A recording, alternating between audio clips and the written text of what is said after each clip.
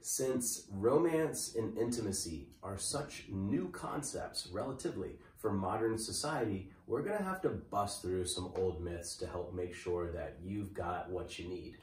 The first of these is that our biological family, the family that we come from, has to approve our mate selection for our partner or lover. That's ridiculous.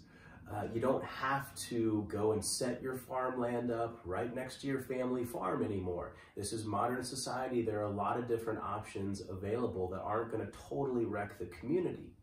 Now, it might be easier, practically speaking, if family does like them and does approve them, but it's not the end of the world. That should not be enough to completely stop you from selecting a partner that's a good fit for you. Another one of these common myths is that men are not wired for connection. This is baloney. Now, we can be wired for connection while also wired to be hunters and warriors. Our ancestors left the forests and the trees and traveled across the savannas for millions of years while we evolved into being the humans that we are today. And in order to do that, we had to be connected to our loved ones, had to continue staying connected to our partners after mating in order to protect the health and safety of our offspring. And even today, the research will show, as you continue working the self-guided coaching plan, that men who stay in committed relationships live happier and healthier lives ourselves, as well as our partners, as well as our offspring, if we do have them. Another common myth here is sex is an obligation. This used to be called a marital duty. Sex used to be literally legally obligated by law if one was married. This is left over from women literally being the property of men in the old world. And that didn't get totally abolished until 60, 70 years ago in all the places of the United States. And a lot of times this is still seen as an expectation in marriage, as an obligation. And what I can tell you is that if either partner begins to feel too obligated while also not feeling the love, the chemistry, the connection, you're gonna start to get resentful and you're not gonna wanna have sex even more. We're gonna help you bust through that.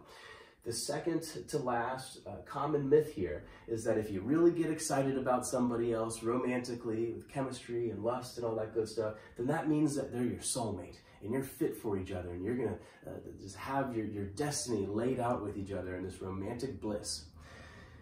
Oh my gosh, if you don't know it already, that is a bunch of baloney.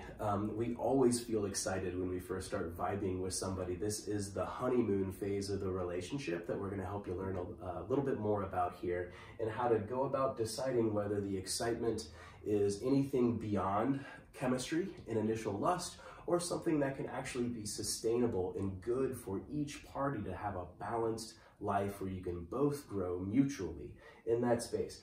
And last, this idea of homophobia. The old world in many ways teaches us to be scared of homosexuality, especially in farming communities. This tends to be one of the main backbones of more traditional interpretations of Judeo-Christian religions, coming out with the idea that gay is bad and straight is good. It used to even be commonplace where you would hear someone say, that's gay, when they mean that's lame or that's not cool enough. It used to be a synonym with this, and that again is left over from homophobia. This is a big part of what gets men stuck, not only in friendships, but also in sexuality. A lot of research shows that very few people are 100% gay or 100% straight. That there tends to be some degree of noticing of attraction or fantasizing or whatever, and that's okay. You got to figure out what works for you. If you're totally straight, rock it out. If you're more kinked than a staircase and you're gay as they come, rock it out. If you're somewhere in between, that doesn't mean that you haven't chosen yet. That just means that's who you are right now. And we want to help you figure out a little bit more of what that is so you can honor your true self.